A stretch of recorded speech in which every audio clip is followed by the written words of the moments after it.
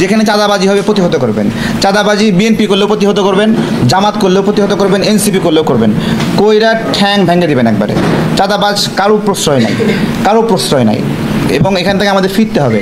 আমরা কি আজীবন অসভ্য এবং বর্বর থাকবো? আমরা কি সুস্থ হব না? আমি ধন্যবাদ জানাই আমাদের রাজনৈতিক দলগুলো যারা আছে, তারা নিয়ন্ত্রণ করার চেষ্টা করছেন, বহিষ্কারের পরে বহিষ্কার করছেন, এটা করছেন।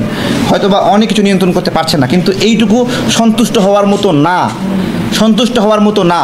যারা এটা করছে শক্ত হাতে নিয়ন্ত্রণ করেন, না হলে আপনাদের জন্য এই যে মহাজন একবারে জমে বসবে, আজীবন থেকে যাবে।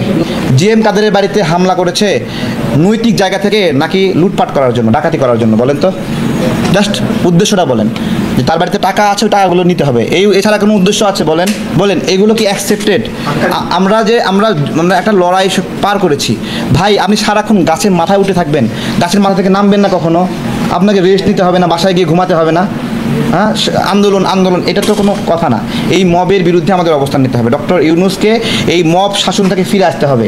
তিনি যে তার সমন্বয়কদেরকে একচ্ছত্র আধিপত্য লুটপাটের সুযোগ দিয়েছেন, এইটা আমাদের জুলাই ঐক্য নষ্ট করেছে। এবং আমরা যারা রাজনৈতিক কর্মী, আমাদের মনে লোভ সঞ্চার করেছেন, লোভের সঞ্চার হয়েছে। উনি নিজেও নিয়েছেন, সমন্বয়কদেরকেও খাওয়ার একবারে পুরা মেখে মাখামাখি। ডক্টর ইউনূস কি ভালো সংস্কার করবে এটা আমরা জানি, এটা আমরা দেখলাম। তো মোটামুটি দেখা হলো না, সচিবালয়ে কিছু সমন্বয়কে বসায় দিয়ে সচিবালয়কে বাজার বানায় দিল। এটা তো একটা প্রাথমিক 9 মাসের পরীক্ষায় আমরা দেখলাম যে সচিবালয় কেন্দ্রিক কী অরাজকতা তৈরি করেছে, জেলা প্রশাসক কেন্দ্রিক কী অরাজকতা তৈরি করেছে, গরুর হাট ইজরা, বাজার নিয়ন্ত্রণ, বিভিন্ন কিছুতে কী অরাজকতা করেছে, এটা আমরা সবই দেখেছি। এটা একটা লিটমাস এক্সামিনেশন হয়েছে ডক্টর ইউনূসের জন্য। এই লিটমাস এক্সামিনেশনে ডক্টর ইউনূস ফেল করেছে। লিটমাস এক্সামিনেশন বুঝেন? লিটমাস দিয়ে ক্ষার এবং অ্যাসিড পরীক্ষা করা হয়। তো আমরা একটু লিটমাস কাগজ দিয়ে দেখলাম যে ডক্টর ইউনূস আসলে কী, আমরা দেখলাম। সেই লিটমাস এক্সামিনেশনে ডক্টর ইউনূস পাস করেন নাই।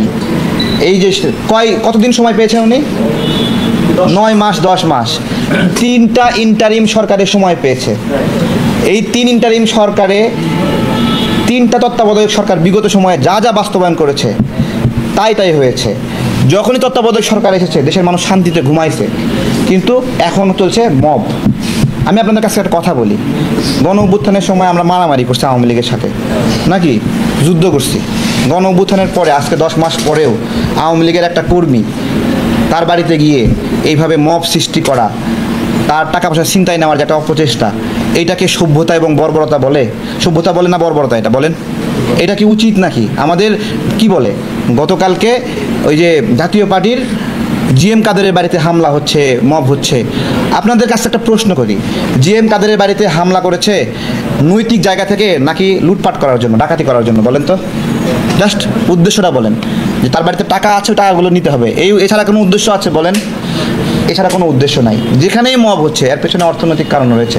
গুলশানে 3 কোটি টাকার জন্য এই ইমামের সাবেক পুত্রবধূ যে ডিভোর্স দিয়েছে, তার বাড়িতে গিয়ে হামলা করেছে।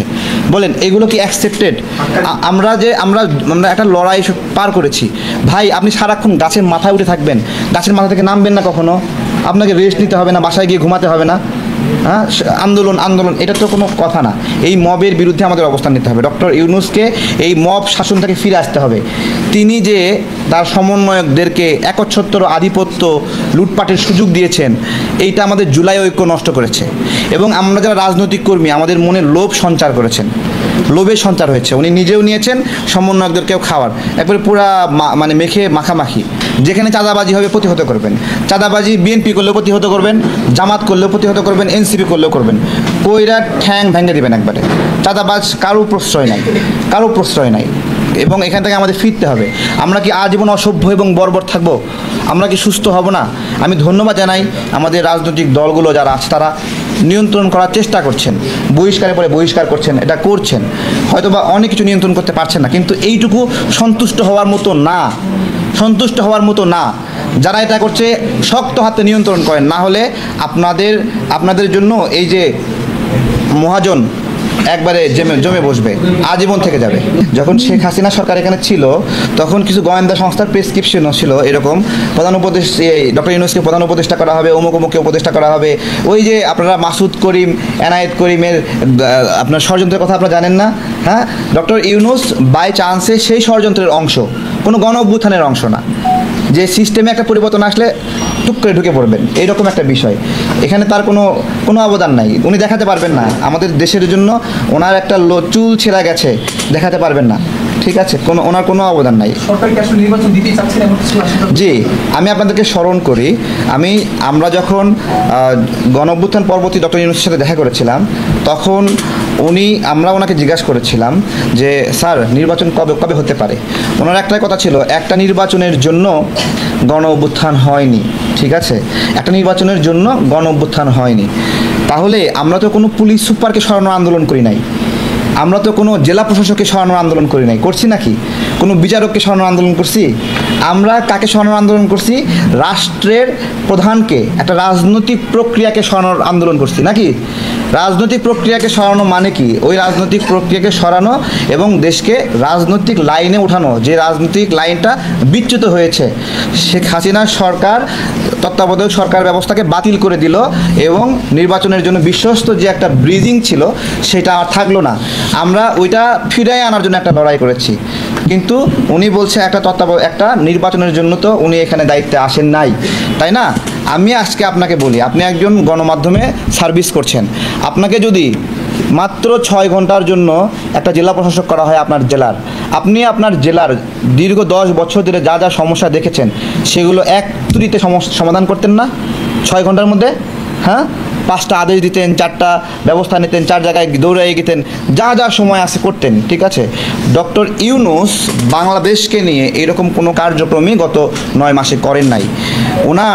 ওনার কোনো প্রায়োরিটি লিস্টই নাই, কী আগে করা উচিত, কী পরে করা উচিত, কোনো লিস্ট নাই, এবং কোন কাজ কত দিনের মধ্যে করা উচিত কোনো লিস্ট নাই। একটা লামসামভাবে গড়াগড়ি খাচ্ছে, ধুকতে একটা নড়ি যাচ্ছে, মানে ধুতে যাচ্ছে গড়ি, এরকম একটা অবস্থা। হ্যাঁ, প্রথমত আপনার ভালো নির্বাচন হওয়ার জন্য একটা শক্তিশালী নির্বাচন কমিশন দরকার, ঠিক আছে। এই যে নির্বাচন কমিশন প্রস্তাব করেছিল কে জানেন? বর্তমান প্রধান নির্বাচন কমিশনার প্রস্তাবকারীকে? বর্তমান প্রধান নির্বাচন কমিশনার প্রস্তাবকারী হলো মাহমুদুর রহমান স্যার। আপনারা কি জানেন এটা, এই খবর জানেন? আচ্ছা, আমরা মাহমুদুর রহমান স্যারের কাছে গেলাম, স্যার আপনি তো ভালো বোঝেন, আমাদেরকে তো সুপারিশ করতে বলেছে প্রধান উপদেষ্টা, প্রধান নির্বাচন কমিশন কে হওয়া উচিত, তাই না? কাকে দিব? তখন মাহমুদুর রহমান স্যার বর্তমান প্রধান নির্বাচন কমিশনারের নাম বললেন, এবং আমরা অন্যান্য রাজনৈতিক দলগুলোকে বললাম মাহমুদুর রহমান স্যার মনে করে অমুক ব্যক্তি প্রধান নির্বাচন কমিশনার হলে ভালো হবে। তখন ওনার এই প্রস্তাবের প্রেক্ষিতে আমরা সবাই মিলে ওনার নামটা দিলাম। শুধু কি একজনের নামই বলা হয়েছিল? উনি একজনের নাম বলেছেন এবং আমরা বাকি আরও 4 জনের নাম দিয়েছি, বাকিগুলোর নাম আমাদের মতো করে দিয়েছি, ঠিক আছে। সুতরাং প্রধান নির্বাচন কমিশনার মনে রাখতে হবে, মাহমুদুর রহমান সাহেব যদি আমার সামনে আসে, আমি ওনার সামনে দাঁড়ায় বলবো, আমার 5 জন সাক্ষী আছে, এই 5 জন সাক্ষী নিয়ে বলবো যে এটার নাম উনি প্রস্তাব করেছিলেন।